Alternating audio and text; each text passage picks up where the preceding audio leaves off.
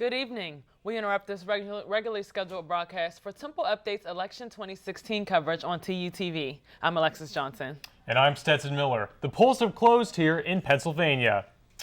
Now, people have been out at the polls that have been open since 7 a.m. this morning, and we're going to give you a live picture now of the Penrose Recreational Center where people have been standing for hours. That's a live picture that you're seeing right over on 10th and Susquehanna.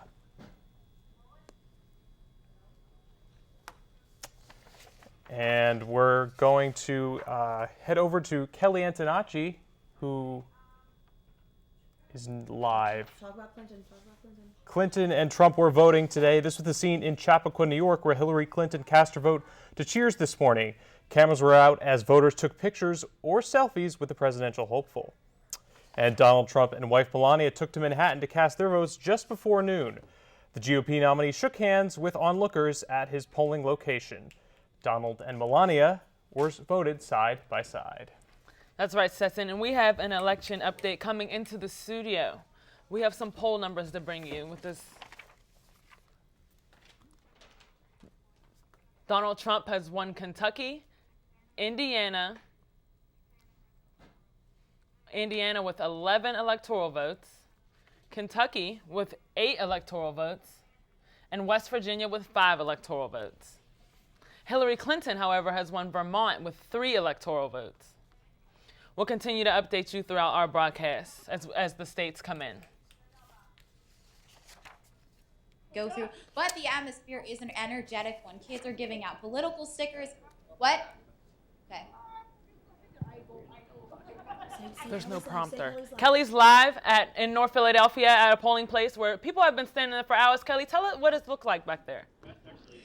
Alexis, yeah, I'm live at Penrose Recreation Center, where this line was once 3 hours long. Now, well, it was wrapped all around the center, but now there are only a few left in line. They've only got a couple more minutes to wait. The atmosphere here is an energetic one. Kids were giving out political stickers. Some of the people at the polls were giving out slices of pizza and water bottles to the people waiting in line. It's a brisk 55 degrees out here, so it was a long wait here. But most of the people here are students. This is the polling place for those who live in 1940, those who live in J&H, Whitehall, and Peabody Hall. And once they got here, they all had mixed reactions to the line. We've been in line for over an hour and we're not even halfway through, but it really hasn't been that bad because they keep bringing us pizza, so that's fun. Also, these little kids are really entertaining. I'm just ready to get it done. I'm done with this line. I'm going to eat something after. I didn't think it was as long as it actually is. And I was like, but it doesn't seem like it'll be that bad. But now it's like almost 3 hours and I'm like, okay, I'm ready to go. Yeah, a lot of these people are ready to go. Like I said, this line was once wrapped all the way around the recreation center, but they're almost to the finish line. They say once they cast their ballot, it will be a great feeling since they've been waiting here for so long. I'll have updates for you throughout the night. Reporting live from Penrose Recreation Center for Temple Update, I'm Kelly Antonacci. Great, thank you, Kelly. Now, Donald Trump made 5 final campaign stops yesterday, and one of those was just miles away in Scranton, PA. The Republican candidate rallied supporters in the Keystone State, criticizing Clinton and the FBI on the email investigation all the way to the end of his campaign. Just 8 days, they reviewed 650,000 emails. So now it's up to the American people to deliver justice at the ballot box tomorrow. 2 hours ago. Trump ended the day rallying in Michigan. And Donald Trump wasn't the only candidate making the final push for Pennsylvania. Hillary Clinton was here in Philadelphia last night for a rally that drew thousands to Independence Mall. And our own Dan Ray was there to hear what Democrats had to say. So Dan, what can you tell us? Well, Stetson, it was quite an environment to be in. Over 30,000 people came out to Independence Mall last night for Clinton's Get Out to Vote rally, which featured musical guests Bon Jovi and Bruce Springsteen. But they weren't the ones that stole the show. However, it was the Democratic Party that did.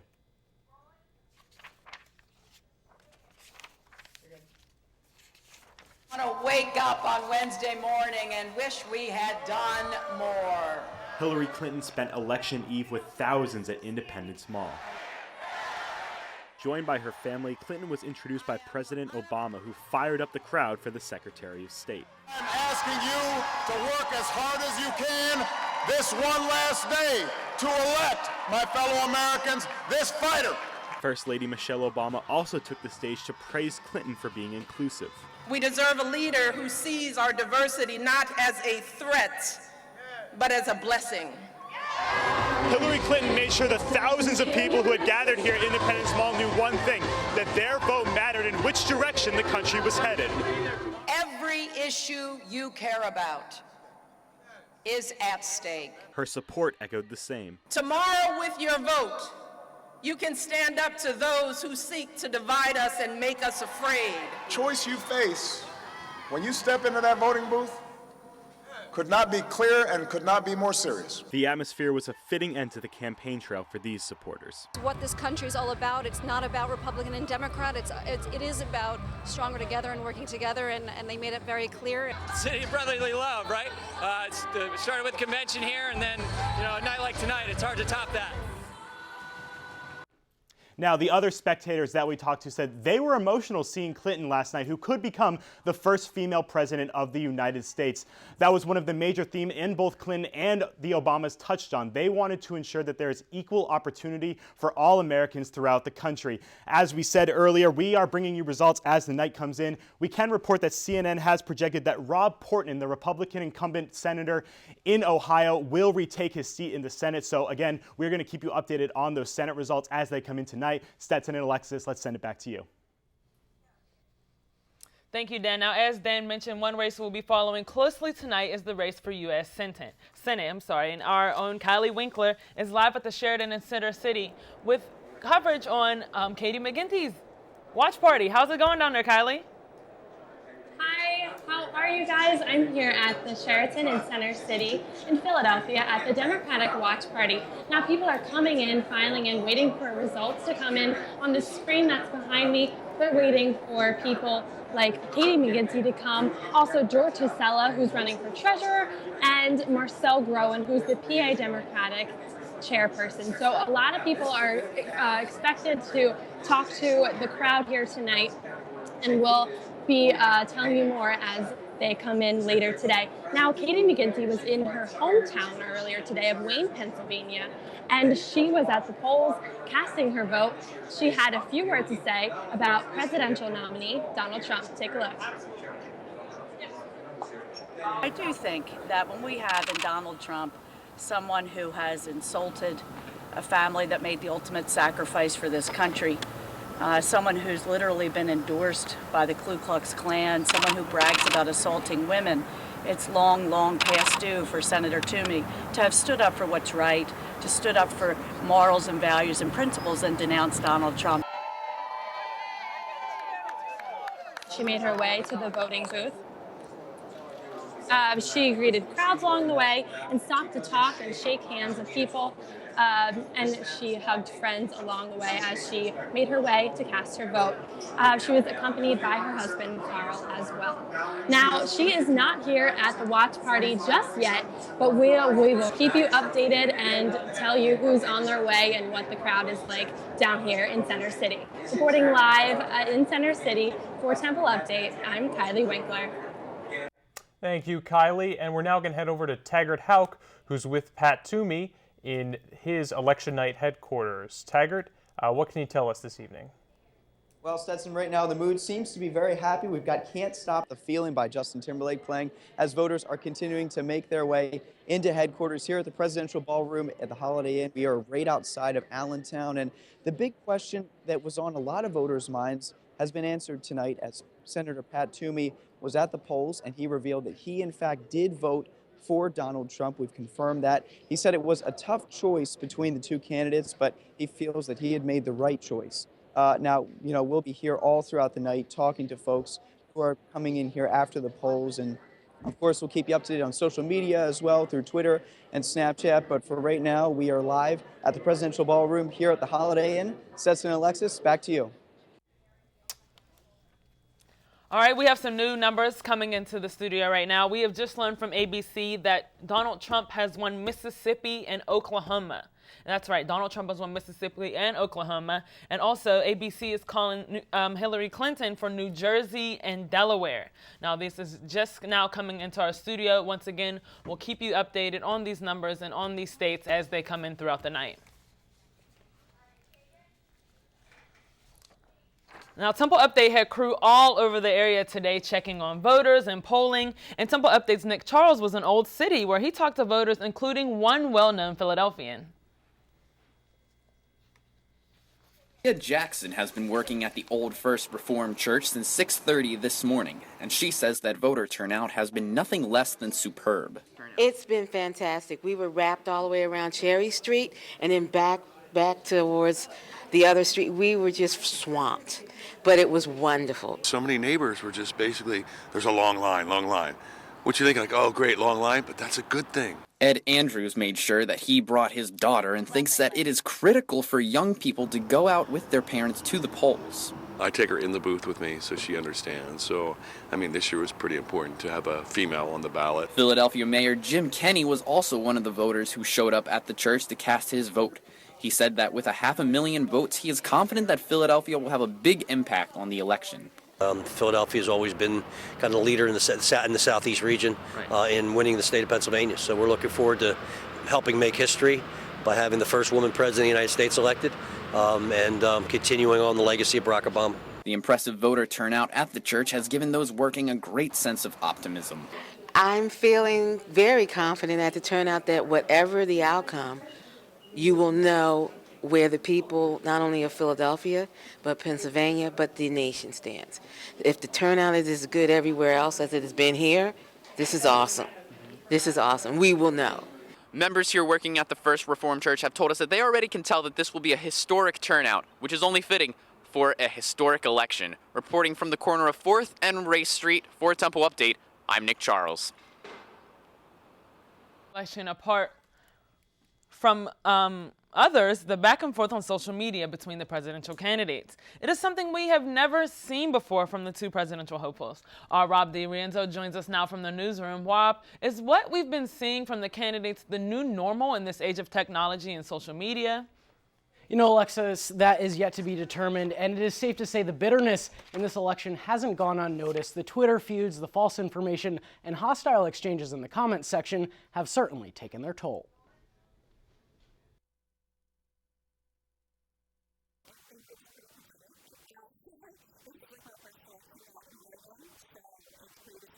Junior criminal justice major Brielle Donin echoing the sentiment of many students we spoke to here on main campus from all sides of the political spectrum. Disappointment by many voters in a particularly bitter election cycle, with much of the drama playing out on social media.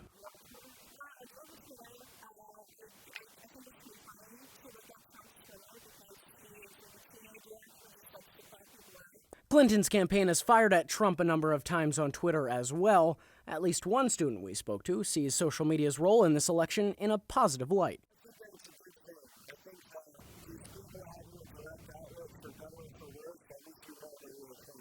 Now, name-calling in an election cycle isn't exactly anything new, nor is using social media, as we saw with President Obama's 2012 campaign. But this is the first time the candidates have hashed it out using hashtags. Bruce Hardy is an assistant professor in Temple School of Media and Communications Strategic Communications Department. He says social media is making it easier for consumers to only get the news that reinforces their existing opinion. Social media does allow for you to be able to self-select into the media and information stream that you want to see, allows you to pass over certain information that's not in line with your own preferences. Hardy says social media has become an effective campaigning tool because the publicity it generates costs nothing. One thing that's what Trump is very famous for in this election is getting so much free media. So posting kind of these tweets that seem outlandish gets his name in the media a lot, and compared to traditional paid media, spending money on advertising dollars. A campaign strategy Hardy thinks will continue to evolve over time. Meanwhile, others think the candidate's Twitter use will make little difference in the long run.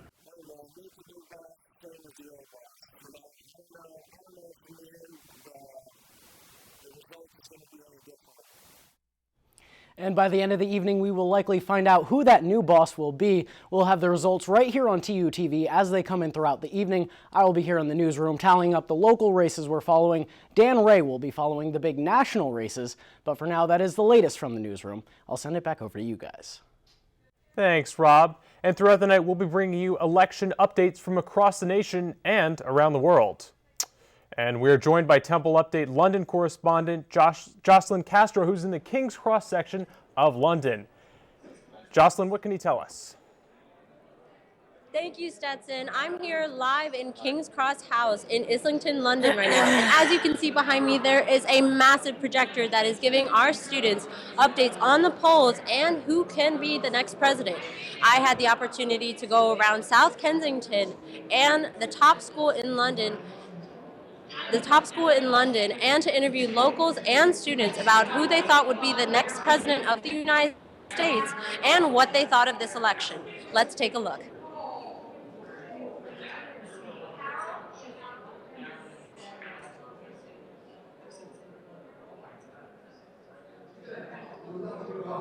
Aaron, so the polls are still open there. What's going on there?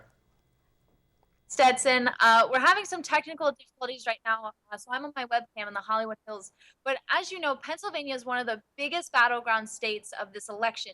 California, on the other hand, is almost always solidly blue. So this weekend, I went to the Hollywood Boulevard to see what issues matter the most to Southern California voters during the final Election Day countdown. Care for veterans and lowering drug prices. So that's a big issue to me. I never want the prices to go up for veterans and stuff like that.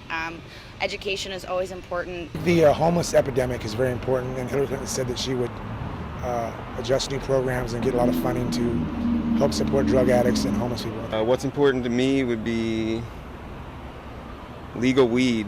California already has liberal medical marijuana laws, but this year voters can legalize recreational use of the drug. Many Californians are more concerned with where the new tax revenue will go. It could go both ways. I've read good and bad about it. Mostly, I'm all for it as long as the taxes that they would get and the revenue can go to a good place. While the issues important to many varied, one thing was constant. Many aren't happy with this year's nominees. I wasn't pleased with either candidate, but I do think it's because I wasn't pleased, it's important that I keep voting. I don't know who to vote for. I don't want to vote for either candidate. Some more so than others. I personally was not going to choose lesser of two evils, okay? Right. Because I feel like, what do you want, syphilis or herpes? It's like, you want neither, but which one do you want? Yeah. So the Donald Trump's Hollywood star got destroyed with a man by a sledgehammer. Now the star is covered and is being used as a stage for supporters of both candidates to argue their points. But all those arguments should come to an end after tonight's final tallies are counted. Reporting live from Los Angeles, I'm Erin Patterson. Back to you guys in the studio. Thank you, Erin, and thank you for that update from California. So we've got some new numbers now coming right now from NBC. They're projecting that Donald Trump has won the state of that's CBS projecting that South Carolina, Trump won the state of South Carolina. And now Alabama is coming up here, and NBC is reporting that Trump has also won the state of Alabama. Tennessee is also being projected to be won by Donald Trump. Also, we have some numbers. NBC is calling Connecticut for Secretary Hillary Clinton. Connecticut has been won. Washington, D.C. has also been called for Clinton. We also have Illinois as another state that Secretary Hillary Clinton has won. Maryland is another state that Secretary Hillary Clinton has won. And Massachusetts. These are all called by NBC. Secretary Hillary Clinton has won Massachusetts as well. And Temple Update will continue to bring you coverage throughout the night. Be sure to check in with us later today. For Stetson Miller and the rest of the Temple Update team, I'm Alexis Johnson. We'll see you in a few.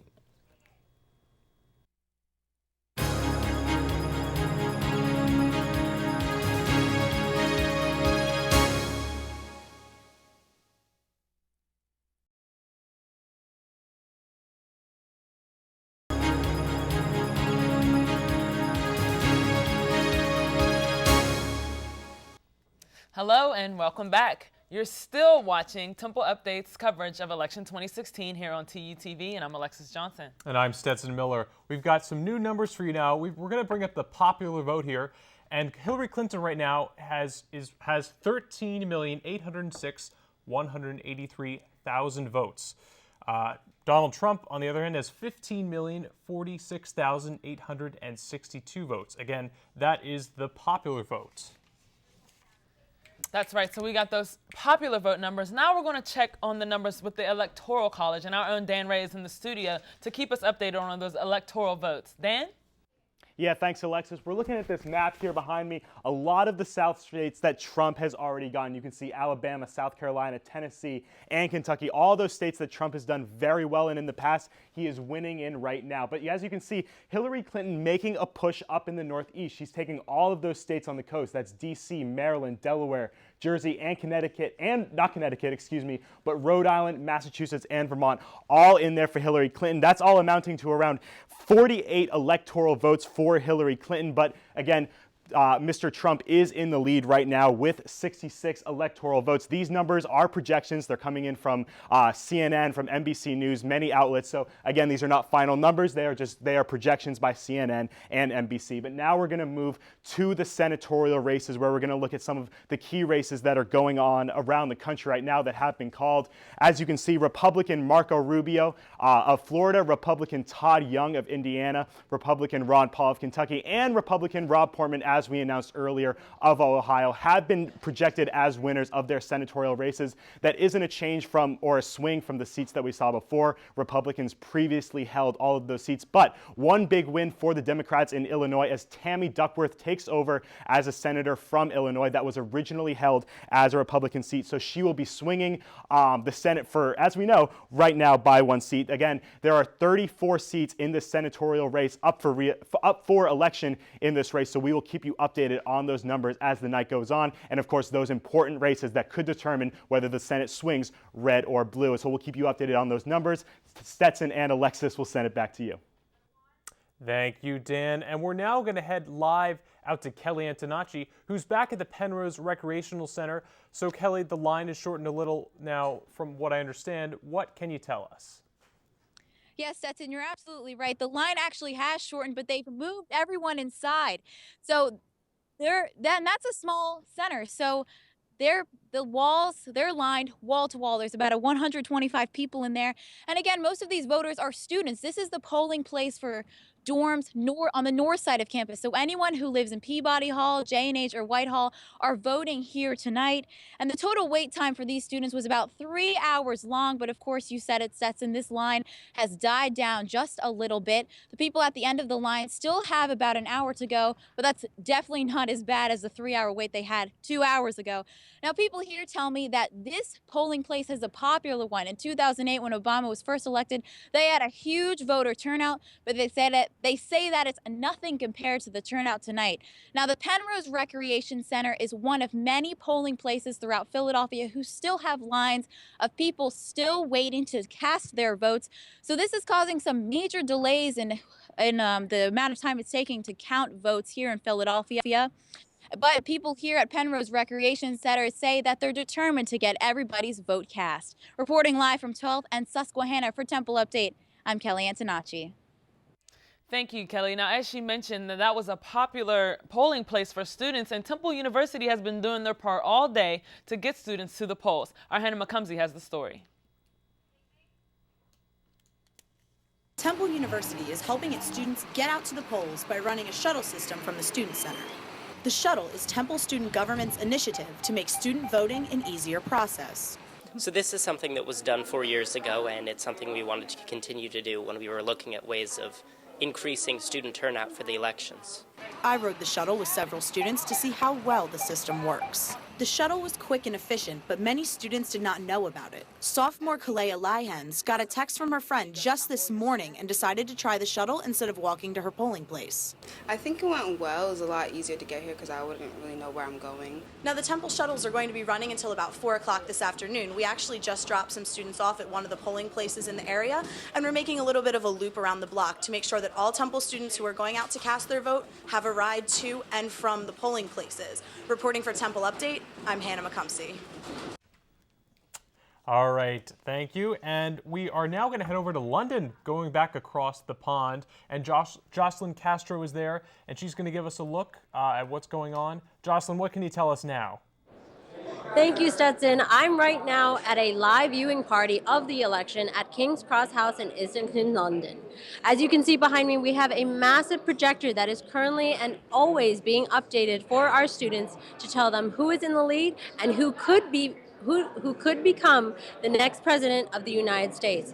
I, however, got the chance to go around South Kensington and London's top school, Imperial College, to interview some locals and students to see what they thought of our election, and if they could, who would they vote for? Let's take a look. Now upon us, Americans have not been the only ones keeping up with who is closer to getting that Oval Office. We stopped and talked to Londoners around the South Kensington area and Imperial College to learn about their final thoughts on this year's election. Madness, yeah. A joke, that's what I feel. Catastrophe, I think. Disheartening. They've shamed each other a lot more than in previous elections. Like it's very personal. Like when you listen to the debates and things, I watched the first one. It's more like attack of each other and less talk of the politics and things that people would be interested in. It's quite hard to avoid. Like it's everywhere. Londoners have expressed more of their support towards Hillary Clinton over Donald Trump. But at least she has a political career, so I'd probably choose her over him. But Trump, I'd say, is even worse in a sense, or even scarier, that with the things he says just don't make sense and they don't add up. So Patrick Gorman, an American turned UK citizen, expresses how most of his colleagues question him on if he's been keeping up with what our two candidates have been saying. and it's interesting to talk with other people about how they feel the election is going and to get my reactions on how I think it's going to go as if I'm an expert. So with all of the heightened attention of this year's election, as Londoners have said, they can only hope that America will soon have their first female president. Did you do all this? What? Did you do all this right there? Yeah, I did. And then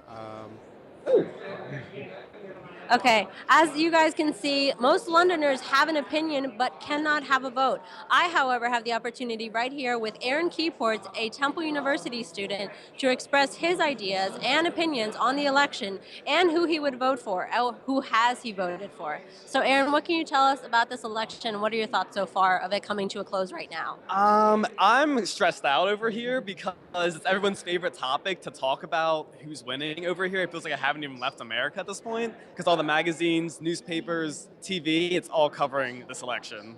Are you on the edge of your seat waiting to see? Because over here it's going to be 5, 6 in the morning when we find out. So are you going to be staying up, finding out, waiting to see who will be the next president? I'm torn right now if I want to stay up. I might take a nap and wake back up and see. I don't know what I'm feeling right now. I don't even know if I could fall asleep at this point.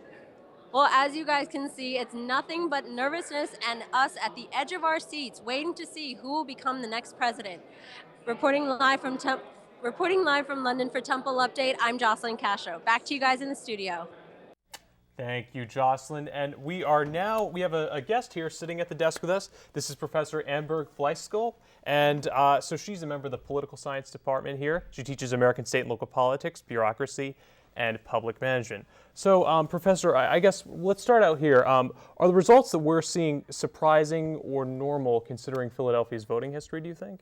So far from what we can tell, from what we have so far? Well, what we do know, Stetson, is that with the primary, the 2016 primary numbers, we had 78% of those registered to vote were registered for the Democratic Party. Only 12% were registered with the Republican Party. I'm not sure if everyone is familiar with our primary system in Pennsylvania, but we are a closed primary, which means you can only vote if you are registered for that particular party. That didn't total up to 100 because there's also 10% of our voters who are registered for other parties. So what you would expect to see in Philadelphia, obviously with such a disparate number of registered, is a heavy Democratic pull. We don't have the results yet, but we will obviously expect to see a lot of Democratic votes coming in from Philadelphia. Obviously why the big celebration last night with both President Clinton, President Obama, and Hillary Clinton here. Right. Now, to piggyback off that a little bit about Philadelphia being mainly Democratic, we've seen that a lot of Democratic candidates ran unopposed in our Philadelphia districts. Brennan Boyle, for example, for the House, Sheriff Street for State Senate. Is this common to see, like you said, in Philadelphia because it's a Democratic city, or do you feel like there's just a lack of political opposition from the Republicans? What you would see, Alexis, if you take a step back and look across the state, in the congressional districts, we have 18 elections going on today for our congressional districts. There are 3 that are running unopposed. So one you mentioned in Philadelphia is Brendan Boyle, but there's actually 2 Republicans running unopposed in other congressional districts in the state of Pennsylvania. I think if you look down the ballot a little bit further, at our state Senate, we have quite a number running unopposed. In fact, if I just check my numbers, we have 25 up for election. We have 13 running unopposed, wow. 52%. 7 of those are Republican, 4 are Democrats, and 2 are cross-marked. Then if you look at the state representatives, we have 203 seats, 90 are running with no competition. Wow. So what we talk about in our political science courses is that when we do well, when we have 2 parties strong and that competition. So it is not a good situation to have no competition, but unfortunately it is somewhat normal. We have seen this over time that we have more sorting, and so we do not have the competition. Now what you won't see is that at any of the higher offices, right? So Senate, U.S. Attorney, all our Attorney General, all of those will have competition. Right, right. Now, we haven't actually gotten a number on voter turnout yet, though. In your opinion, with Pennsylvania being at least so important, or it's seemingly so important as a battleground state, do you think that affects voter turnout? Do you think people are motivated to get out to the polls when they know that? As a political scientist, I am thrilled to see. Now, I'm sorry for those who are waiting for hours, but imagine the reverse. Imagine that there was not interest in this election, that people were just disengaged. So I think this turnout, I've heard, I'm not sure that this will be confirmed, but I heard the Secretary of State of Pennsylvania expecting to be close to an 80% turnout for the state of Pennsylvania. Wow. Well, we won't know that, obviously, for a while, but to see hours, people waiting in line, I think it's a really good sign for us, regardless of the outcome. Great. Well, thank you very much, Professor, for being here with us. It's great to talk to you. Thank you. Appreciate it. Now we will shoot it over to Rob DiRienzo. He's in the studio with more updated numbers. We've been getting them. We've been on air for about 12 minutes now, so even from before, at the beginning of the show, we have even more updated numbers to tell you about. Rob DiRienzo, what's going on? That's right, Alexis. Already the game is beginning to change. Right now we can say that Trump has secured, according to ABC and the Associated Press, Kansas, North Dakota, South Dakota, Wyoming, Nebraska, and Texas. Also, Politico is reporting that Arkansas is now a very close race. Clinton, since we had last spoken, has also secured New York. Now over to the Senate race here in Pennsylvania. McGinty is leading 67%. Toomey with 29.5%, but that's only with 5% of the precincts reporting, that according to the New York Times. And then for the Attorney General's race, Josh Shapiro is in the lead right now, 69.6% with 5% of the precincts reporting, and then Josh Rafferty with 30.4% of the vote. So again, it is a very the night right now is still very up in the air. NBC News is saying that Trump has a slight lead right now in the count, but again, everything's still being counted. Everything is still very unfinal.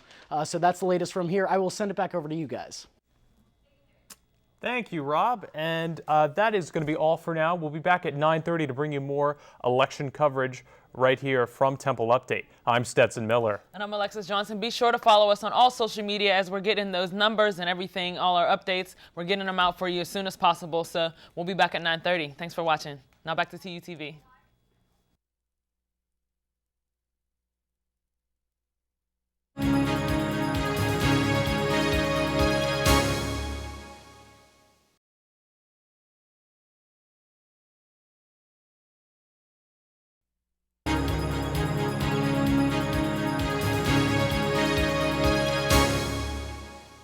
Welcome back. You're watching Temple Update's coverage of election night. I'm Stetson Miller. And I'm Alexis Johnson. Right now we have more numbers to bring you, more updated numbers, and we're talking popular vote, electoral votes. So let's start with the electoral votes right now. Hillary Clinton now has 97 of the electoral votes. And more back to the popular votes, Hillary Clinton has 19,234,819 votes, or 46.3%. And Donald Trump now has 49.7%, or just a little bit above 20 million popular votes at this time. And we're going to head over to Rob DiRienzo now, who is over counting numbers for us. Rob, what can you tell us? That's right, Stetson. We have been tracking all of the races around Pennsylvania right now. First, we'll start off with the Senate. McGuinty is currently in the lead with 13% of the districts reporting. She has 61% of the vote, with Toomey with 35.1% of the vote. McGuinty has just shy of 430,000 votes. Meanwhile, Toomey has roughly 245,000 votes. And then moving on to District 1, which is right Philadelphia area for the Congress race. Bob Brady, we can project, or we've can report that it has been projected that Bob Brady will take that with 80% of the vote. Deborah Williams coming in with 20% of the vote. Meanwhile, District 2, Dwight Evans, 94% of the vote, and James Jones with 6% of the vote. That was the special election following the prosecution of Chaka Fattah. For now, that's the latest from here. We'll send it back over to you guys. Thank you, Rob. Now, as we mentioned earlier, we have live team coverage for you covering the tightly contested Senate race here in Pennsylvania. We have Alyssa Jerome, who is joining us from Katie McGinty's watch party in Center City, and we also have Taggart Hauk, who's in the Lehigh Valley at the Pat Toomey election night headquarters. Now, first, we're going to swing it to Taggart. Taggart, what can you tell us? What's been going on down there in this tightly contested race? Alyssa, you'll see I'm holding my ear here. It's a little noisy. We're getting a lot of energy coming out of this place right now, although Senator Toomey has not yet come out to speak to any of the voters here.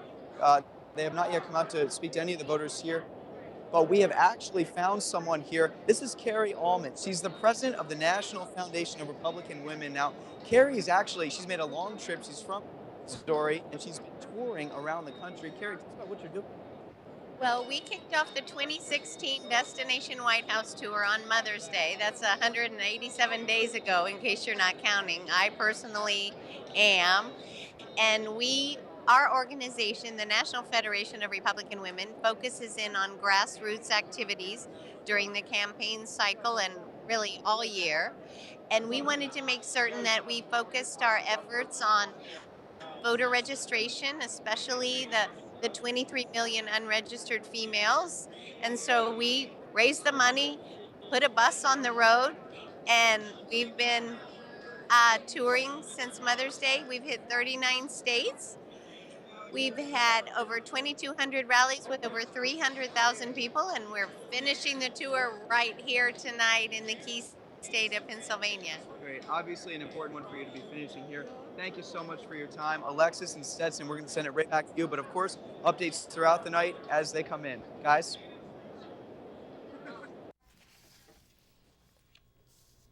Thank you, Taggart. We now have joining us political science professor Robin Kalatny. She was here all week for the DNC, and she's back with us tonight for election night. It's such an honor to have you again. Once again, thank you for coming on. It's always my pleasure. Thanks so much. Stetson? Great. Yeah. So we first wanted to talk about a really important race, at least especially for here, but the Pennsylvania Senate race. It has the possibility to swing control of the Senate. Is that right? Or? Yes, because there's a few Senate races that are going to be very close, and this is one of them. And that's one reason why there's so much money and attention has been spent on our Senate race, is that the Republicans are within, the Democrats are within striking distance. And that's because 1/3 of the Senate is up every 2 years, and 23 of the 34 seats are Republican held. So the Republicans have a lot more defense to play. And Senator Toomey, as a first-term senator who people need to remember was only elected in 2010 with 51% of the vote, is one of the more vulnerable among them. Sure, absolutely. Now, there are a lot of other important seats in the Senate, though, and something that's really important, I guess, for a lot of these senators, you said 51% for Senator Pat Toomey, but I mean, voter turnout is key, and especially for certain demographics in certain areas. Is that right also? Certainly. And one of the things that has changed the way people are talking about certain Senate races. The Nevada Senate race is expected to be very close in particular, is Latino turnout.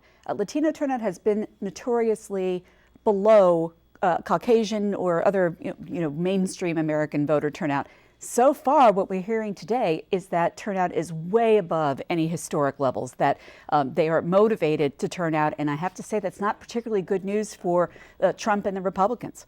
Now, Professor Kolotny, we mentioned earlier that some of these races might not be called tonight. It might take days, and one of the examples you gave us was between the Speaker of the House. Can you tell us a little bit more about that? Well, because the U.S. House of Representatives is controlled now by the Republicans, and they have a 30-seat margin.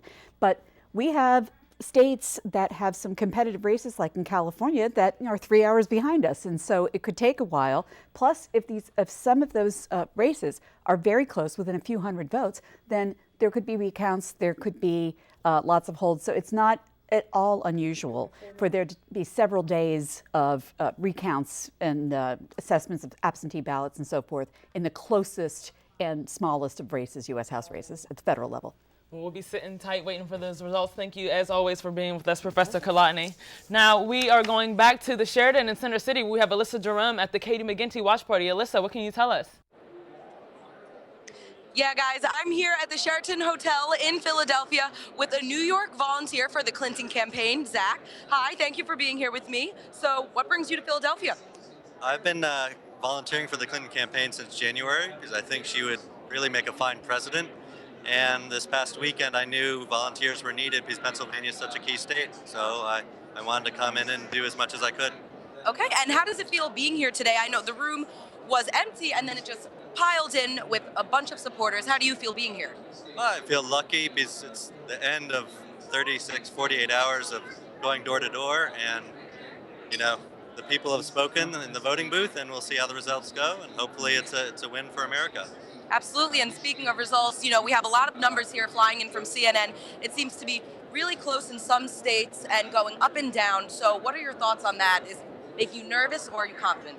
Well, certainly I would have loved to have seen Florida go Clinton's way early on, but she has a really big advantage in the Electoral College states, and as long as Pennsylvania and Michigan come through, we should win the night.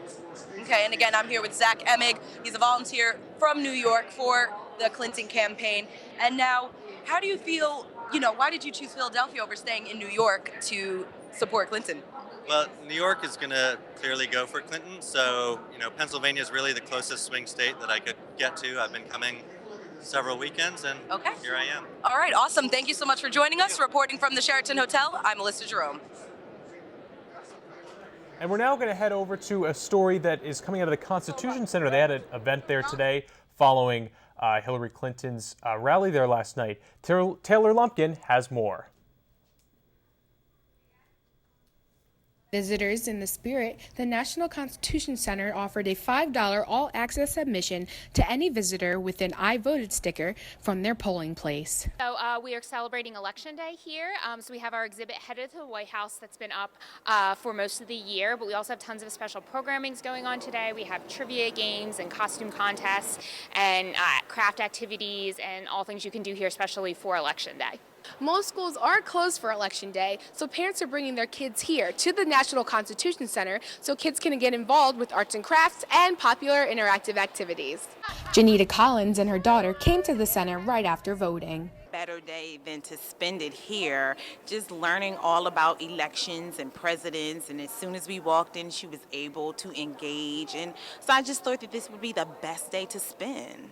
Arts and crafts and other activities were available for visitors of all ages. Face painting and making the Abe Lincoln hat and talking to George Washington and Thomas Jefferson. Visitors were also able to learn about previous presidents, but mostly enjoyed an afternoon out learning on a very special day. A free admission today, but I just thought it would be something fun for them to do, something educational instead of sitting home and watching all the election coverage that's going on right now. Here at the National Constitution Center, adults and kids of all ages are urged to get into the spirit and join the race. The National Constitution Center will be open till 5 p.m. tonight. Reporting for Temple Update, I'm Taylor Lumpkin. We now have more updates on more numbers and more electoral votes. Let's toss it back to Dan Ray in the studio with our updated electoral map. Dan Ray. Yeah, thank you, Alexis. As you can see, this map behind me starting to fill in. This central part of America is starting to fill in again for Donald Trump. But something that we are keeping an eye out, this West Coast, of course, 3 hours behind. Their polls closed 3 hours behind us. So none of these votes have been tabulated. We're not going to know the results of states like California, like Oregon, like Washington, big states that could have a large impact on the electoral votes until much later. But then looking down here at Arkansas, in the southeast part of the United States, that was just gone to Donald Trump, the Republican nominee, of course. One race that, of course, we are going to keep an eye on, our home state of Pennsylvania, right over here. Only 13% of the precincts in, but Hillary Clinton is ahead by around 60% right now. Of course, that projection is according to AP. We will keep you updated on those statistics throughout the night. And a quick update on the senatorial races as well. John Boozman has won re-election for Arkansas. He will, again, he's a Republican. He will take that seat in Arkansas. And Charles Schumer will be re-elected as the Democratic senator from New York. One race, again, in the Senate that we are going to keep an eye on right now is North Carolina. That race is between Richard Burr, the Republican, and Deborah Ross, the Democrat. That race could flip a seat in the Senate. Right now, only about 50% of the precincts in, and they are neck and neck right now. It is too close to call. That race is something that we are going to keep you updated on throughout the night, and of course, all the races around the country as the votes start to come in. So Stetson and Alexis will send it back to you.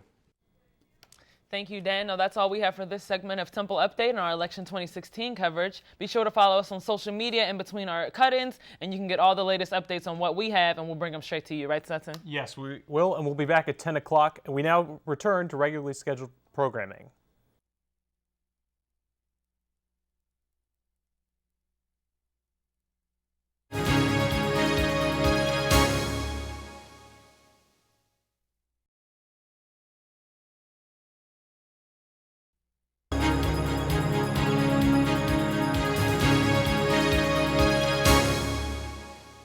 Welcome back. You're watching Temple Update. We're here with election night coverage. I'm Stetson Miller. And I'm Alexis Johnson. That's right. This election night coverage has been brought to you by TUTV, and we're interrupting your regularly scheduled broadcast to bring you, once again, another cut-in. Now, all throughout the night, we've been bringing you updates on the numbers. Here we have now 40% of the vote, the popular vote to be exact, has been counted. And so far, Secretary Clinton has won 47.1% of that popular vote, and Donald Trump has won 48.9% of that popular vote. So just not even 2%. The difference is so tight. The race is way too close to call at this moment, especially since some of the states on the West have not, polls have not closed over there yet. So that's what we have so far. Right, Stetson?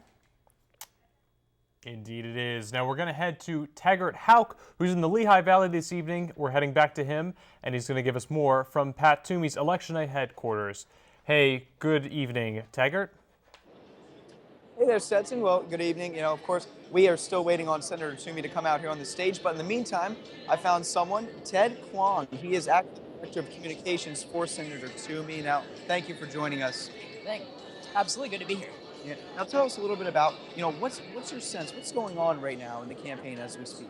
Right. Well, it's still obviously a bit on the early side. There's a lot of returns to come in, but what we're seeing so far from key precincts across the state is very encouraging. We're meeting goals in key precincts that we're watching, particularly in southeastern Pennsylvania. There's a lot of good movement in our direction. So it's probably not going to be the earliest night, but we're on track to have a good night in the end. And earlier tonight, Senator Toomey came out of his polling location talking about his vote that he cast for Donald Trump. Tell us a little bit about that. Right, and this is something that's talked about extensively on the trail. He certainly wasn't pleased with the two nominees that we had at the top of the ticket. You have one of each of the most unpopular nominees of all time in their respective parties.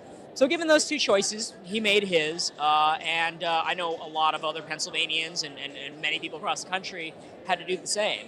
But what he's always been about, in the end, for his race, is being an independent voice for Pennsylvania, and I don't think his opponent would be able to claim that. That's all the time we have. Thank you so much, Ted, for talking to us. And Stetson, there's still a lot going on here tonight. We'll keep you updated throughout the night. Back to you guys. Thank you, Taggart. And we're going to turn now to Kylie Winkler, who's in Center City. Kylie, what can you tell us? Hi, Stetson. Well, it's kind of hard to hear you because people are cheering so loud here. Numbers are rolling in and they're getting really excited. Now, I talked to Marcel Groen, who is the Pennsylvania Democratic Party chairperson. Now, as the chairman, he's addressing the crowd here today at the Sheraton, and he's telling people as numbers are coming in and really informing them what's going on with those numbers. Now, we talked to him earlier, and he said a lot had to do with the turnout tonight here at the Sheraton. But it's also heavy where we didn't want it to be heavy.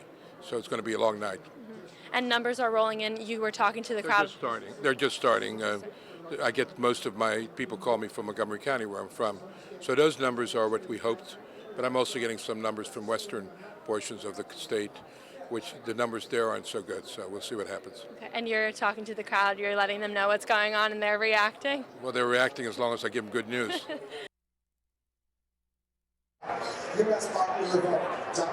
Now, Groen has been involved with politics for over 40 years, and he's also a Temple alum. He attended Temple as an undergrad and for law school. Reporting live from the Sheraton in Center City, Philadelphia for Temple Update, I'm Kylie Winkler. Back to you guys in the studio. Thank you, Callie. Now, as we said, as you can see, we have team coverage. We're keeping such a close watch on that PA Senate race, and our own Rob DiRienzo is here in the studio to tell us more about how those numbers are coming in and what they're looking like. Rob? That's right, Alexis. The numbers are still coming in. Right now, McGuinty is at 58% of the vote with 30% districts reporting. Toomey's has 38%. Now, this is still too close to call for the AP. Back in 2010, Toomey won just by a 2% margin. So really, this race could go either way. Still too close to call, again, with McGuinty leading 58% over Toomey with 38%. That's the latest from here in the newsroom. I'll send it back to you guys. Thank you, Rob. And as my co-anchor said, we're going to head now. We've got team coverage all across the country. We're going to head to California again with Erin. We're going to check in with her to see what's going on in LA. Erin, what can you tell us now?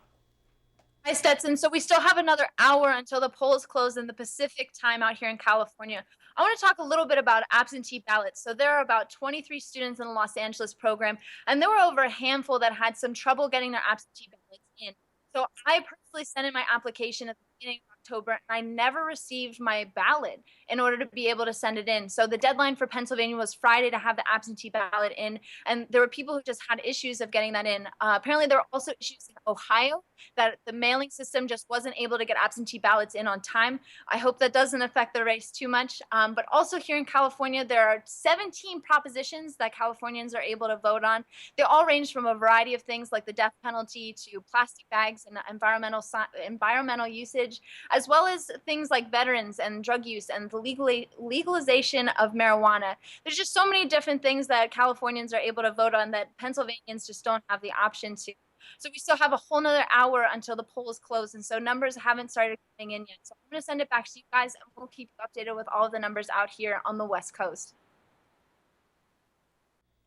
All right, thank you, Erin. And this is what we're looking at is a live feed. We have live coverage at the Hillary Clinton campaign headquarters. That's at Javits Center, in New York City. So once again, this is a live look at what's going on at the Hillary Clinton campaign.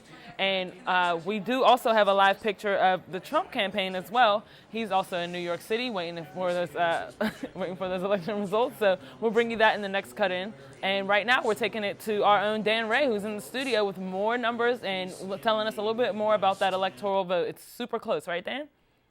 Yes, it is, Alexis, and just like you mentioned earlier, the popular vote even closer. But right now, let's take a look at that electoral vote between, of course, Secretary of State Hillary Clinton and Donald Trump. Right now, Mr. Trump leads Secretary Clinton with 137 electoral votes.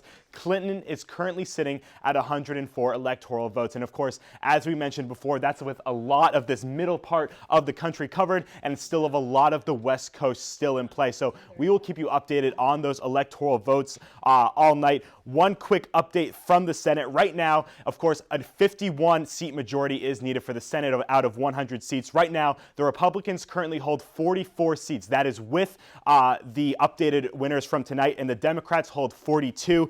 that is still with a lot of Senate races left to play. And then, of course, moving back to this general election map, states like Maine, Minnesota, and Wisconsin, which normally ride blue, have not been called yet. So we will keep a close eye on those states which have not been called yet. We also can report from AP and ABC News and NBC News that Montana up here has been called for Donald Trump, so that will affect those electoral numbers that you just saw. We'll keep you updated on those numbers all night. Alexis and Stetson will send it back to you. Thank you, Dan. So for us for now, that's all. I'm Stetson Miller. And I'm Alexis Johnson. Once again, we just saw that live look at the Clinton headquarters, and our next cut-in at about 10:30, we'll bring you a live look at the Trump headquarters as well. As Dan said, the race is super close, too close to call at this moment. So we'll keep bringing you more information as we get it. Don't forget to follow us on social media. Now back to your regularly scheduled programming on TUTV.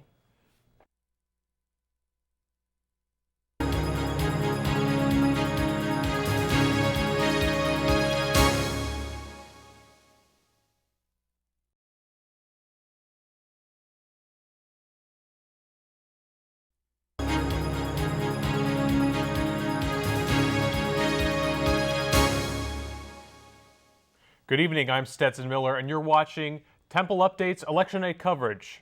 I'm Alexis Johnson. Thanks, Stetson, for that toss. Yeah, we're here on TUTV. We're bringing you live coverage all night. We've been going hard with the cut-ins from 8 o'clock, and we're going 2.5 hours by now, right, Stetson? That's right. So let's keep it going. We're bringing you more numbers. We have now 51% of the popular vote has been counted. 51% of the popular vote has been counted. And so far, Secretary Hillary Clinton has won 46.9% of that popular vote. Now, Donald Trump is leading her slightly by 48.9%. So once again, the race is so tight, too close to call. We're still waiting on numbers from the west coast of the country. And that's pretty much what we have right now, right, Stetson?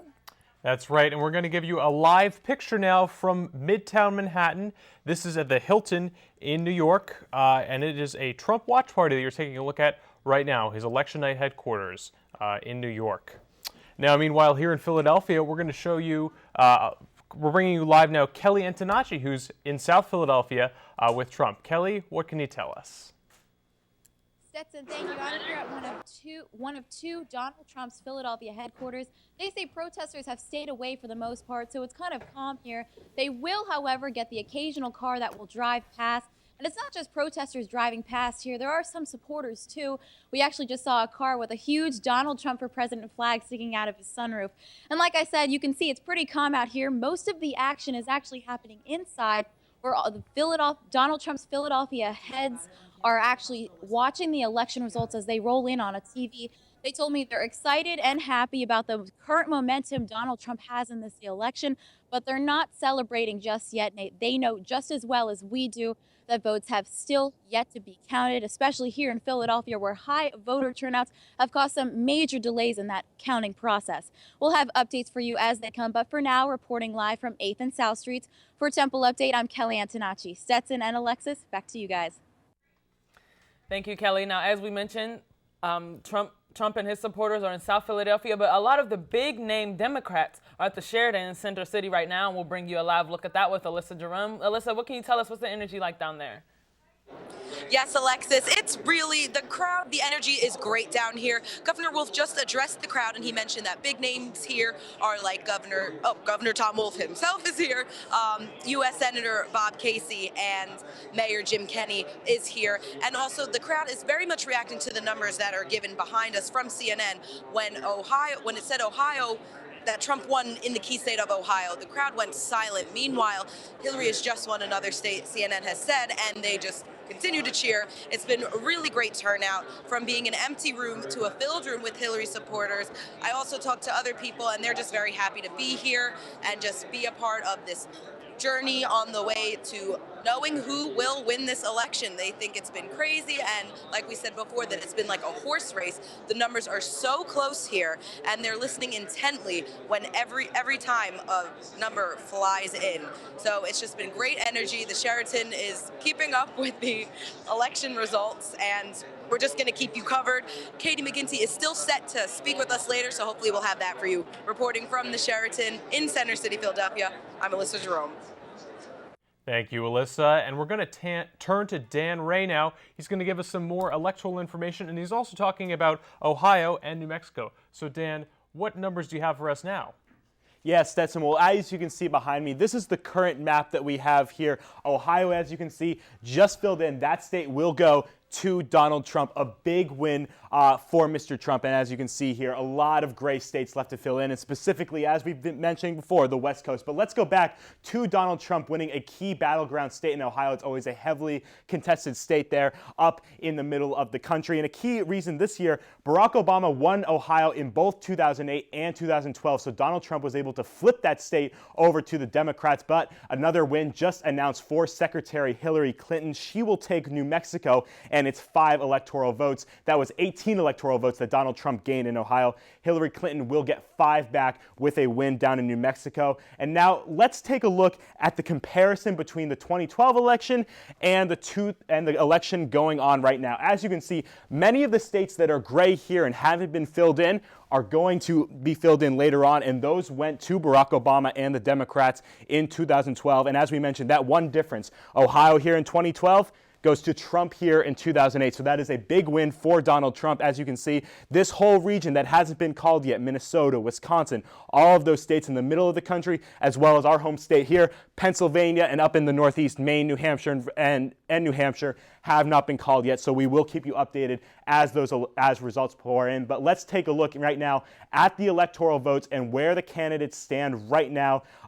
Currently, Donald Trump is in the lead with 168 electoral votes, while Hillary Clinton still trails him with 122. But again, that is with big states left to play, and California with its 55 electoral votes out west. That's going to be very key for both of these candidates. We'll keep you updated throughout the night. Stetson and Alexis, let's send it back to you. Well, Dan, thank you for that. And as he mentioned, it's way too close to call. At our next cut-in at 11 o'clock, we'll have some of those results from the West Coast states, and we can kind of give more of a feel as to where this race is going, right, Stetson? That's right. But we'll now return to your regularly scheduled programming right here on TUTV. I'm Stetson Miller alongside Alexis Johnson. We'll see you back here at 11.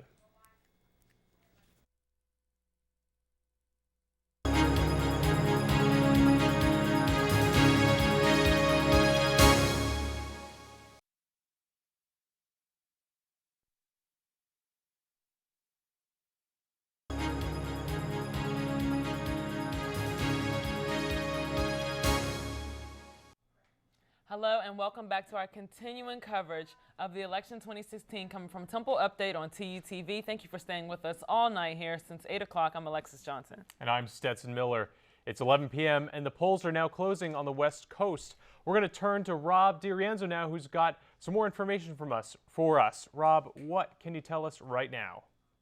That's right, guys. I'm following the U.S. Senate race here in Pennsylvania. Pat Toomey, the incumbent, versus Katie McGinty. Right now, McGinty is in the lead, 49%. Toomey, 47%, with 77% of the vote counted, that according to the Associated Press. So it is very neck and neck, even on the state level here, as we're seeing the back and forth as the votes are continued to be counted. I will be tracking this race here in the newsroom. But for now, I'm Rob DiRienzo. I'll send it back to you guys. Thank you, Robin. As he mentioned, we've been keeping a close eye on that PA Senate race. We've had live team coverage all night, one from Pat Toomey's watch party as well as Katie McGinty's party. Now let's take it to Taggart Houck, who's at Pat Toomey and Lehigh Valley. Taggart, what's going on? Yeah, so you know what? You actually just missed it. There was a crowd that was erupting here at Toomey headquarters. The TV monitors just behind me here had just kind of announced that Trump had taken basically the state of Tennessee. And so folks here were going ecstatic. They were clapping, cheering, all kinds of things. Same thing happened when Ohio was announced a little bit earlier on. So we're seeing some excitement from the Toomey campaign side. However, we are not seeing a lot of activity on that. We have not seen Senator Toomey come out yet, and there's no indication on when he will actually come out at this time. We've talked to people here. Of course, they're very excited to hopefully see him, regain his Senate seat. But in the meantime, really no word on where he is at this point or when he is coming back. Of course, we'll keep you posted as we do cut-ins. But for right now, reporting live at the Presidential Ballroom, I'm Taggart Houck for Temple Update. Guys, back to you. Thank you, Taggart. Now we have Kylie Winkler, who's at the Sheridan in Center City at the Katie McGinty Democratic Watch Party. Now, Taggart mentioned that, the scene went crazy when they announced that Trump had won Ohio. Was it a different scene when that announcement was made down there in Center City, Kylie? Well, the crowd here, when Trump was named the winner for those states, got silent here. But when the Hillary Clinton won some states, eruption happened in this room. I'm telling you, it's so hard to hear because it's so loud in here. They're so excited. The crowd is watching results come in, and they actually switched from watching CNN to actually watching MSNBC right now. And a few people addressed the crowd. Jordan Harris, a state representative, and Senator Bob Casey talked to the crowd about numbers coming in and how close this race is. But what got the crowd even more energized was when Governor Tom Wolf addressed the crowd just moments before Harris and Casey did. And he thanked the Democrats for their hard work these past few months, just garnering so much national attention. And that's what he had to say when we asked him about that. Take a look. We're with Governor Tom Wolf here. Governor, what is it like to have such a national coverage? Last night, Hillary Clinton, President Obama was here. What's it like to have that for the party? It's great. It's a big responsibility. I think everybody's eyes are on Pennsylvania, and I think that's a great thing because I think we'll deliver. And what's the energy like in the room tonight at the party? I think it's cautiously optimistic. I think it's going to be a long night. They haven't called Pennsylvania yet. There's still some votes to come in, but I'm confident that we're gonna pull this out. Thank you very much. And Governor Wolf said that it's definitely going to be a long night, and people here are going to stick around until the end. They're not going home anytime soon. Reporting live from the Sheraton in Center City at the Democratic Watch Party in Philadelphia for Temple Update, I'm Kylie Winkler. Thank you, Kylie. And we're going to head over to Dan right now, who's got some more information for us. Dan, what do you have?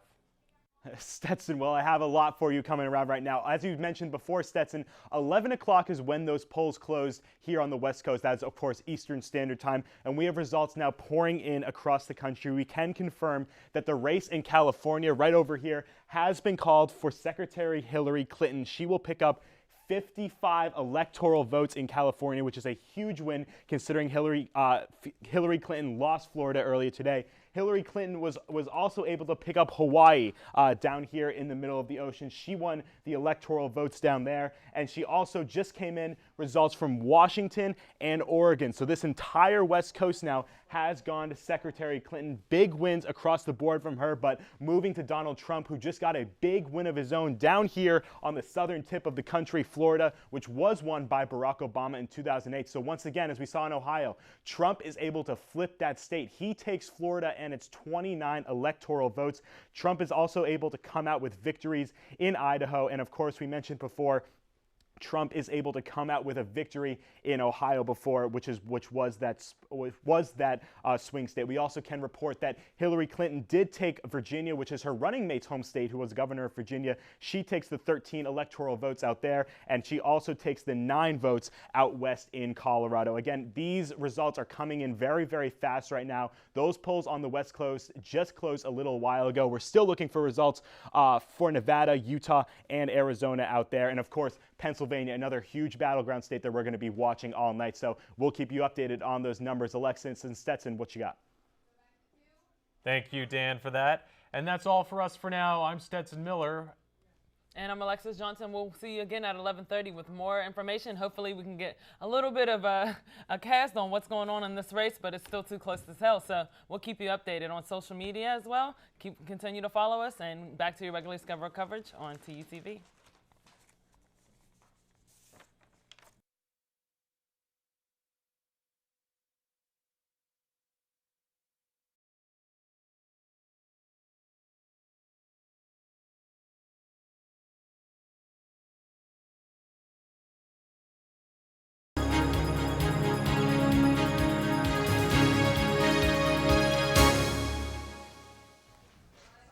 Hey, good evening, everyone. I'm Stetson Miller, and we are showing you a live feed now of Trump's headquarters at the Hilton Hotel in New York City in Midtown.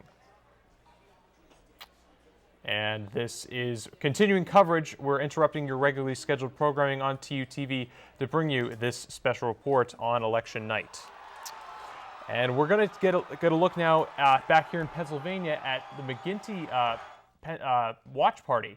That's at the Sheraton Hotel in Center City, where Alyssa will join us. Alyssa, what can you tell us right now?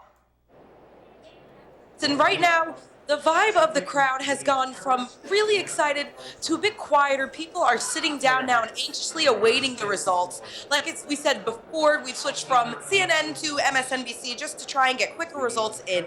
And there's been a lot of emotion recently with this, with the results coming in so neck and neck from MSNBC. And we saw someone crying before. Emotions are really high right now, and we're just awaiting anxiously the results. There are people, they're still remaining hopeful, but like I said, they are sitting, their eyes are glued to the screen behind me. They're just anxiously awaiting. There's not a lot of movement, not a lot of chatter, socialization. The music has come down as well, and there's just, they're really just like, if you can hear behind me, the reactions are very, very prevalent, and they're just watching the screen, and we'll keep you covered. We'll be here. Hopefully, Katie McGinty speaking with us later, reporting to you live from the Sheraton Hotel at the Democratic Watch Party. I'm Alyssa Jerome. Thank you, Alyssa. And we're going to turn to Taggart Hauk now, who's still in the Lehigh Valley with the folks for Pat Toomey's campaign. Taggart, what do you have? Well, you know what? Look, there's a lot of hope and optimism, Stetson, here at the Hilton, at the Holiday Inn, rather, at Toomey's watch party. And look, you know, I just talked to Toomey's, basically his spokesman, his campaign spokesman, and he tells me they are not at all concerned. They said, look, the race, he says in his own words, is close now, but he's confident that throughout the course of the race, as we get to more counties further out in Pennsylvania, he says those counties are counties that Toomey should normally have. So he's very optimistic, and he really does happen to think that Toomey can really pull this one out. Now, as for the presidential side, they're still waiting on that. Actually, a lot of round of applause here just a minute ago. We keep missing it, but more folks, actually, you'll notice more folks are clapping now. They're listening into results of Philadelphia suburbs and basically Philadelphia County, too. So a lot of projections that they are cheering about tonight. As far as everything else goes, we are still waiting on Senator Toomey to make an appearance. We're told by his campaign spokesman that, look, he's really not going to appear tonight until there is a final vote out there, until there is a final decision as to whether he will remain senator. As for right now, you know, we're still here. We're going to keep you up to date on Snapchat and Twitter as well as Facebook, but stick with us. And for now, Stetson and Alexis, we're going to send it right back to you. Thank you, Taggart. Now, as he mentioned, we're closely watching that Senate race, and we have more from Rob DiRienzo, who's in the studio with more on those details as the race gets closer and closer. What can you tell us, Rob? That's right, Alexis. I think the vibe in both of those live shots right there really captured the energy and the uncertainty of this race right now. Let's take a look at the map if we can. 48% with Katie McGinty and 47.2% for Toomey. So that lead that McGinty once had is now narrowing. It's getting closer and closer with 73% of the vote in, this according to the Associated Press. So the lead that she once had is now narrowing. As you could see, the Toomey camp before was a little more jubilant than she was, but that's the latest from here in the newsroom. We'll send it back over to you guys. All right, thank you for that, Rob. Now, earlier we brought you footage of students at the polls, but since then they have joined in several watch parties across campus. Our own Kelly Antonacci is at the Student Center at one of those watch parties put on by the Political Science Association. Kelly, tell us about what's going on down there. Yeah, I'm here at the Student Center where the Political Science Society just hosted their watch party. The doors are closed now, but just behind me is the room where students were watching the election results as they rolled in on 6 ABC. Now, these students were both Republicans and Democrats, and they tell me they weren't arguing over whether candidates or policies, but were rather arguing about who would win each state. I'm now joined by Taylor. She's the president of the Political Science Society, again, the organization that organized this event. Now tell me about what the atmosphere was like when everyone was in that room earlier. It was pretty energetic. I think everyone has been building up to this moment. So finally to see the actual election kind of play out was very big. So many people were, talking about different things, discussing, like I said, states, who would take what state, electoral votes, that whole thing. So it was very lively, but then at the end, people started to get a little bit tired. But people are still outside in the hallway, still captivated with the whole election. Absolutely. And hosting something like this, hosting a bipartisan event, especially on a college campus, is so important. Tell me about that.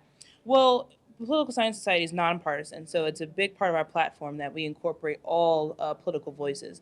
But it's very important, especially being on a college campus, because this is all about education. So it's very important that people hear all political spectrum ideas. Right. Thank you so much for joining us, Taylor. That's it from us over here, reporting live from the SAC. For Temple Update, I'm Kelly Antonacci. Thank you, Kelly, and we're going to give you a live look now at Clinton's election night party at the Javits Center in Midtown Manhattan. This is at 34th Street in Midtown. Still a lot of, emotions for this race that is still very close, too close to call. But we will be back at midnight to bring you more election night coverage. We're actually going to head over to Dan Ray right now. Dan, what can you tell us? Well, Stetson, we can tell you that as we can see, that map that was once gray a couple hours ago is filling up with the red and the blue right now. Donald Trump just came away with a big win here out in the West. He comes away with Utah with 6 electoral votes. Again, that is a win for Mr. Trump out in Utah. He also earlier took North Carolina, which was another big win for Donald Trump. He gained votes that, it was up in the air. That state was, for this election, a battleground state, so not really sure which way that would swing. Again, we're watching these central states right here. Pennsylvania, still too close to call. Even though polls closed a little over 3 hours ago, this state is still too close to call. 20 electoral votes up for grabs in Pennsylvania, and in Michigan, more of the same. That race is also too close to call up here in the north. 16 electoral votes on the line up in Michigan. As we saw with the senatorial race with Katie McGinty and Pat Toomey, with Donald Trump and Hillary Clinton, that race is tightening. And we're going to look now at the current electoral vote for both candidates. Hillary Clinton currently sits at 209. She is trailing Donald Trump right now. Donald Trump sits at 232 electoral votes. Again, as we've been mentioning it all night, that magic number is 270. So Donald Trump, just 38 electoral votes to go as this race is tightening up. Stetson and Alexis, back to you. Thank you, Dan. That's all we have for this edition of TUTV's coverage on Temple Update for the election 2016. We'll be back at midnight, right, Stetson? We will, and we'll now return to regularly scheduled programming right here on TUTV.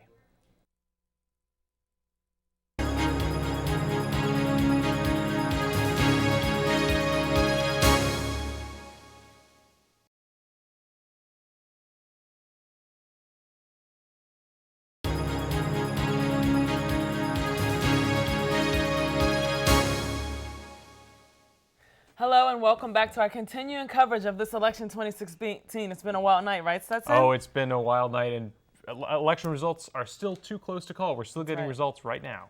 All right, so we'll bring you some of those popular vote numbers to you right as we speak. So far, 75% of the popular vote has been counted. Now, of that vote, 46.1% has gone to Hillary Clinton and 58.5% has gone to Donald Trump. Now, earlier when we brought you these popular vote numbers, the numbers were a lot closer than that, so Trump is starting to get a little bit of a lead. And so far, we got electoral votes. And we'll bring you the electoral votes now. Clinton has 209 votes, while Trump has 238, just a little bit of a lead there. Clinton needs 61 to win, and Trump needs 32. So that's 270 is the magical number, so still close.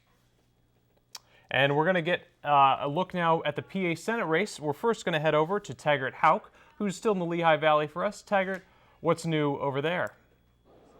Stetson, look, this podium behind me, you can see it is still empty. And folks here, they are waiting anxiously to find out the results of their Senate race for their candidate, Pat Toomey. Of course, right now, this race is just about neck and neck, we're hearing, and so they're anxiously waiting. Now, there is some excitement along, talking about this presidential race as folks are learning more and more news about Donald Trump in this race. We're hearing mixed, clapping in certain parts of, throughout the night where we're standing. But there is still a bit of, a thought for a lot of people here that, this is a very close race for Senator Toomey. Of course, they're waiting for that, and we're waiting for him too. We're going to be here as soon as he comes out, but you know, there's really a sense that he is not going to come out until he knows the result of this election. That's about all we have at this time to tell you. Alexis and Stetson, we're going to send it right back to you. Thank you, Taggart. And we're now going to head over to our own Kylie Winkler, who's in Center City at the McGinty Watch Party. Kylie, what's new in Center City? Thanks, Stetson. Well, the crowd has gotten a little bit quieter since, numbers have been rolling in. It's a somber mood here, I would say, as they're watching the numbers come in on the screen. A lot of people are still sitting down on the floor. Earlier today, we saw a lot of emotion, people even shedding tears. People are booing and reacting to the screen that is set up.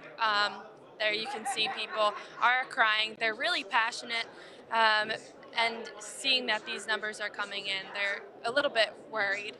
Now I have a volunteer campaigner. She campaigned at Cecil B. Moore. Brenda Slocum I have with you. Hi, how are you? Well, how are you? Good. What's it like as these numbers are rolling in, kind of more quiet here? What's that like to witness that?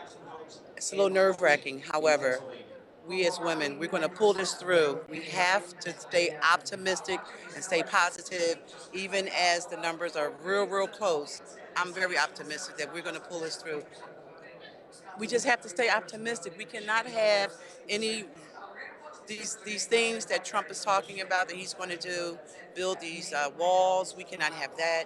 We just have to stay optimistic. I cannot leave here going home and go to sleep and wake up and Trump being our president. I just cannot. And are you planning on staying here for very long? I know Governor Wolf was saying that you guys are going to be here for a while. What's your plan tonight? Well, I've been here since 7:30. I'm getting a little tired, but I'm just excited. So I know if I leave, I'm going to go home and probably turn it on and finish watching it. And probably be up to about, who knows how long I'll be up. But I'm for the duration. I'm awake for the duration. I've had coffee. I'm ready. So I'm ready.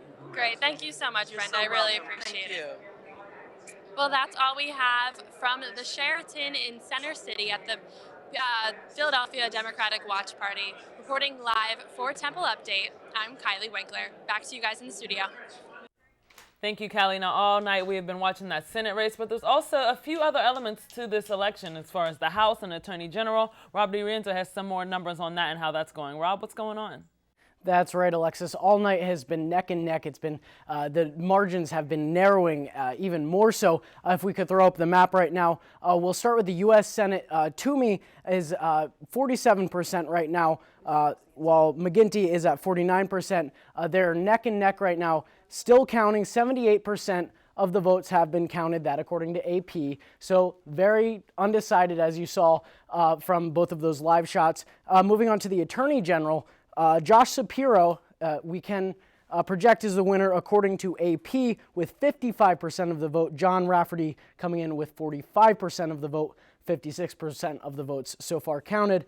And then moving on to the ballot question about raising the retirement age for PA Supreme Court judges, 51% so far have said yes, 49% have said no, 74% of that vote has been counted as well. So as we're wrapping things up for tonight, not a lot of solid answers, not a lot of solid takeaways from a lot of the local races, just as the case with the national race. That's the latest from here in the newsroom. I'm Rob DiRienzo. Back to you.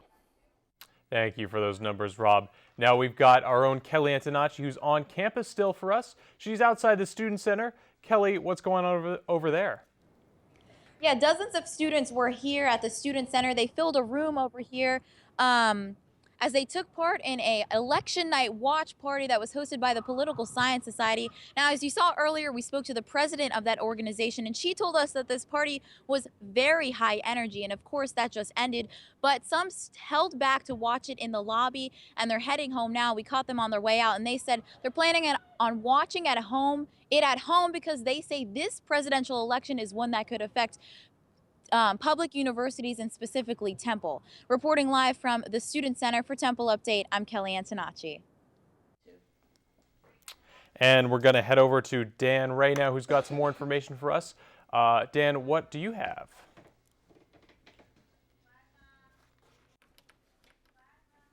Well, thank you, Stetson. And as you can see here in just a second, the states, again, they're filling in right now. We just got in. Donald Trump has won Georgia. That is confirmed by AP and NBC News.